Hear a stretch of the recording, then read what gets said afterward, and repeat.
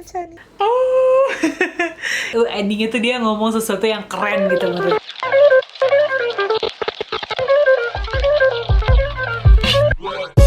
Kalau kamu udah nonton video reading vlog yang ini, di situ kan gue kasih tahu ya kalau ending dari buku Dune yang bagian pertama yang ini nih tuh gantung gitu. Gue penasaran siapa sih orang yang tiba-tiba nongol menghampiri Paul dan juga mamanya. Terus kan kemarin gue udah nonton versi adaptasi filmnya ya yang bagian pertama, Dune bagian pertama. Di situ tuh pas deket-deket ending ada adegan pertarungan gitu antara Paul sama orang-orang Fremen. Apakah itu yang akan terjadi pada diri Paul? Gak tahu juga, dan rasa penasaran gue akan segera terjawab karena Dune yang bagian kedua sudah terbit gitu ya. Gue udah terima yang versi salinan pembaca awal, jadi semalam mencoba untuk membaca 2 halaman awal, tapi ternyata tidak langsung dilanjutin ke adegan terakhir yang ada di buku pertama gitu, tapi sebaliknya malah menceritakan salah satu tokoh. Gue belum tahu gimana kelanjutan nasib Paul dan juga mamanya di gurun pasir. Nanti gue update lagi progres baca Dune bagian 2.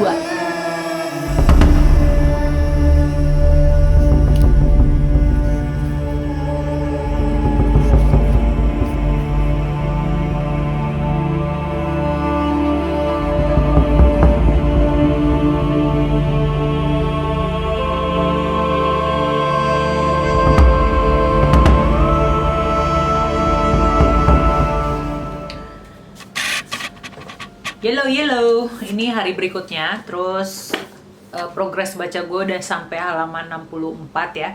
Jadi udah ngabisin sekitar 50-60 halaman dari terakhir gue update. Yang gue rasakan adalah setelah melewati tahap bersusah payah membayangkan dunia Dune di buku pertama, di buku kedua gue merasa lebih mudah untuk tenggelam ke dalam ceritanya. Dan kayaknya di buku kedua ini lebih banyak dialog ya, atau cuma bagian tertentu. Ya pokoknya semalam gue baca di bab yang dialognya banyak, jadi lebih enak gitu ngikutin ceritanya.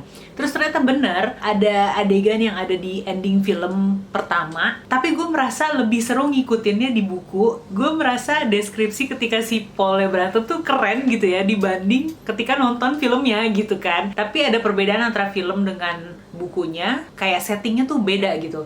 Di film kayaknya mereka berantem di gurun terbuka, sementara di sini gue ngebayangin kayak di gua gitu. Berikutnya yang pengen gue share adalah akhirnya gue tahu apa itu Muad'Dib ya.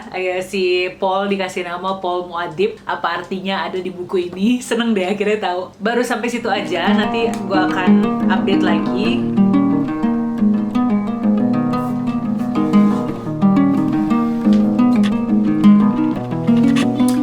Yellow. Ini kameranya ngezoom banget. Oke. Hello. Jadi gue udah sampai halaman 142.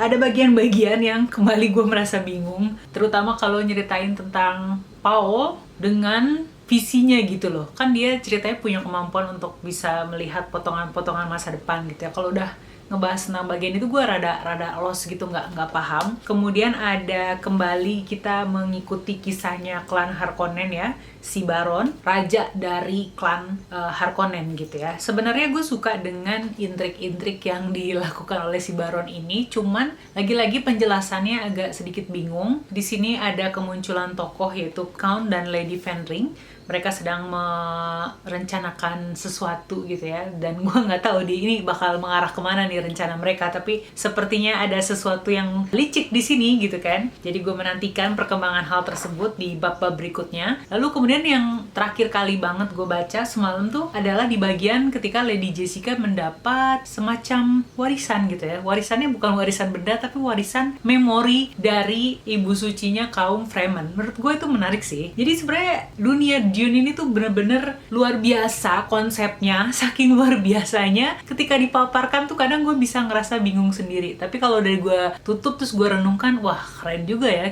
Yaudah ntar gue update lagi perkembangannya, ikutin terus reading vlognya.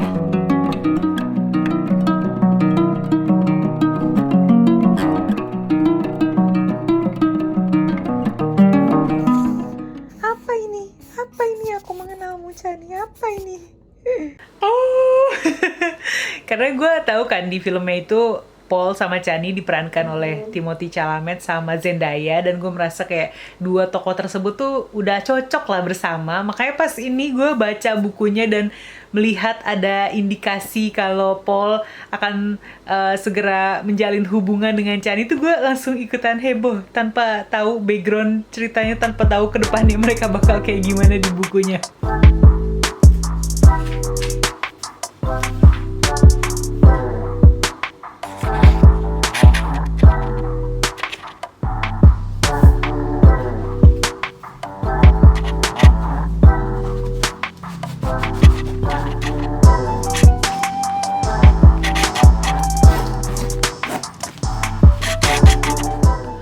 Oke, jadi gue mau keluar. Pertama sih untuk ngedropin buku-buku yang mau didonasiin nih ke Taman Literasi ya, segini. Terus abis itu kayaknya gue mau baca Dune di luar. Ikutin kegiatan gue hari ini, oke?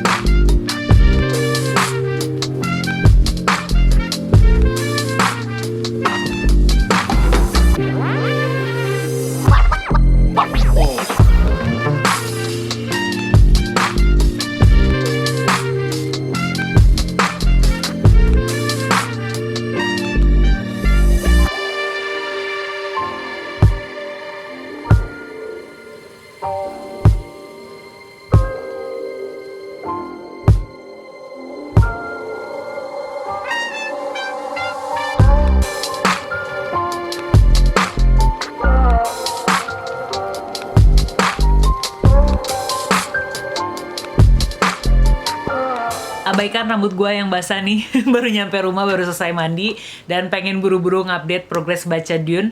Jadi tadi tuh gue tuh nemu plot twist dan seneng banget ketemu sama plot twist tersebut. Makanya langsung gue rekam ekspresinya pas di bagian tersebut. Sejujurnya sebelum mencapai titik itu ada rasa bosen ngikutin ceritanya karena setting waktu yang tiba-tiba lompat ke beberapa tahun kemudian. Si Lady Jessica udah melahirkan anak perempuan, dikasih nama Alia, umurnya tuh udah 2 tahun. Terus Paul juga udah mengalami banyak perkembangan di tengah-tengah kaum Fremen, yang mana gue sebagai pembaca merasa kebingungan sendiri gitu, kenapa tiba-tiba udah seperti itu kondisinya. Makanya gue sempet ngantuk, tapi begitu nyampe ke bagian plot twist itu, mata gue langsung melek, dan gue suka gimana dari plot twist tersebut banyak spekulasi-spekulasi yang bikin gue bertanya-tanya apakah kedua tokoh ini akan berjalan beriringan ke depannya atau malah jadi pihak yang berseberangan. Seru deh, gue suka.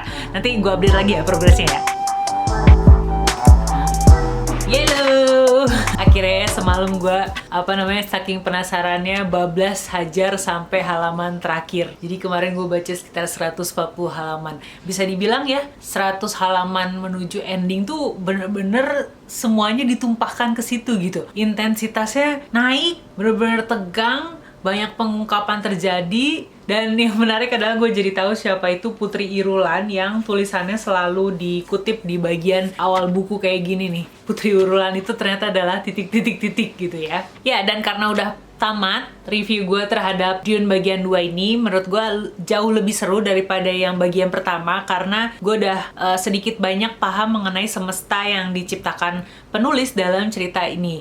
Meskipun ada banyak detail-detail yang gue dapetin di buku keduanya, di bagian keduanya, seperti misalnya kemampuan kaum Bene Gesserit dalam mewariskan memori ke keturunannya, terus juga tentang air kehidupan, masih banyak lagi. Terus di buku kedua ini atau di bagian kedua ini ada lebih banyak kejutan-kejutan menarik, ada banyak action yang nggak main-main, terus juga aksi balas dendam Paul yang keren. Pokoknya ada banyak bagian-bagian favorit gue di buku kedua. Meskipun dari segi narasi tetap ya, gue merasa narasi penulis Frank Herbert yang puitis dan juga memakai susunan kalimat yang nggak biasa, bikin gue atau pengalaman membacanya tuh tidak semulus membaca novel-novel lain. Ada perlu proses gue memahami apa maksud dari kalimat tersebut, dan itu lumayan sering terjadi gitu. Terus kalau bicara tentang karakterisasi tokoh, entah kenapa gue tidak bisa menyelami karakter para tokoh-tokoh utama di sini ya, baik itu Paul, Lady Jessica, Chani, dan sebagainya. Dan gue rasa ini lagi-lagi karena faktor gaya penulisannya yang entah kenapa bikin gue jadi nggak bisa terkoneksi gitu sama tokoh-tokoh utama yang ada di ceritanya. Tapi ending dari buku kedua ini, oh my god, bikin gue jadi ngefans sama Lady Jessica. Gue ngerasa kayak ending itu dia ngomong sesuatu yang keren gitu menurut gue. Jadi penasaran mengenai kisah lanjutan dari Lady Jessica ya di buku-buku selanjutnya. Karena pertimbangan-pertimbangan tadi gue mau kasih rating Dune bagian 2 lagi-lagi sama 4 dari 5 bintang. Belum bisa 5 bintang karena faktor-faktor yang gue sebutin tadi. Meskipun dari segi cerita gue akui ini keren. Makanya gue paham sekarang kenapa banyak orang yang suka sama dunia Dune ini dan juga cerita yang dibangun oleh Frank Herbert. Gue rekomendasikan buat kamu tentu saja yang suka sama cerita science fiction yang lumayan kompleks dunianya. Terima kasih banyak udah menonton reading vlognya sampai detik ini. Jangan lupa kasih like videonya kalau kamu suka, subscribe juga ke channel ini, dan kita ketemu di reading vlog berikutnya.